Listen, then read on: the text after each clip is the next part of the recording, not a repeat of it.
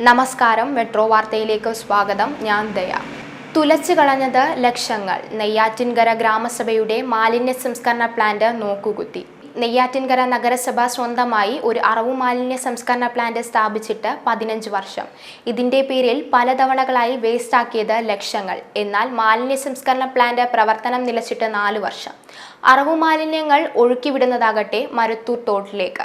നെയ്യാറ്റിൻകര നഗരസഭാ മന്ദിരത്തിന് 200 മീറ്റർ അടുത്തുള്ള TB junction ചന്തയിലെ മാംസാവശിഷ്ടങ്ങൾ നിക്ഷേപിച്ച് സംസ്കരിക്കുന്നതിനാണ് 15 വർഷം മുൻപ് പ്ലാന്റ് നിർമ്മിച്ചത്. മാർക്കറ്റിലെ മത്സ്യാവശിഷ്ടങ്ങൾ നിക്ഷേപിക്കാൻ ഒരു ഇടം കണ്ടെത്തുക, അറവുശാലയിലെ മാലിന്യങ്ങൾ നിക്ഷേപിക്കുക എന്നീ ഉദ്ദേശത്തോടെയാണ് പ്ലാന്റ് സ്ഥാപിച്ചത്. അറവു മാലിന്യങ്ങളും മത്സ്യാവശിഷ്ടങ്ങളും സംസ്കരണ പ്ലാന്റിന്റെ ഇൻപുട്ടായി പരിഗണിച്ചിരുന്നു. ഇതിനെ ഊർജ്ജമാക്കി ജനറേറ്റർ പ്രവർത്തിപ്പിക്കുകയും അതിലൂടെ ഉൽപ്പാദിപ്പിക്കുന്ന വൈദ്യുതി ഉപയോഗിച്ച് മാർക്കറ്റ് പ്രകാശപൂരിതമാക്കാനായിരുന്നു ഉദ്ദേശം.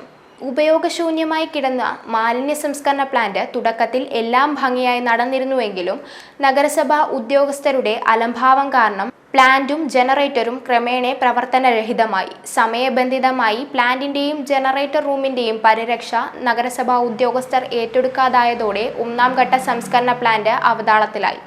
2019 വീണ്ടും 5 ലക്ഷം രൂപ ചിലവാക്കി പുതിയ പ്ലാന്റ് നിർമ്മിച്ചു. എന്നാൽ സംസ്കരണ പ്ലാന്റിന്റെ മുകളിൽ ഒരു ടാപ്പ് ഘടിപ്പിച്ചതല്ലാതെ മറ്റൊന്നും സംഭവിച്ചില്ല. ചന്തയിലെ മാലിന്യങ്ങൾ ഇപ്പോഴും ഓടയിലേക്ക് ഒഴുക്കി വിടുകയാണെന്ന് പ്രദേശവാസികളുടെ പരാതി.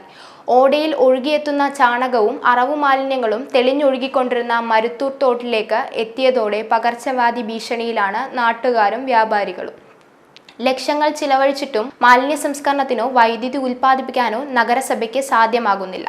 ചന്തയ്ക്ക് പുറകുവശം നിലവിൽ മാലിന്യ കൂമ്പാരമാണ്. ന്യൂസ് ഡെസ്ക്, മെട്രോ വാർത്ത.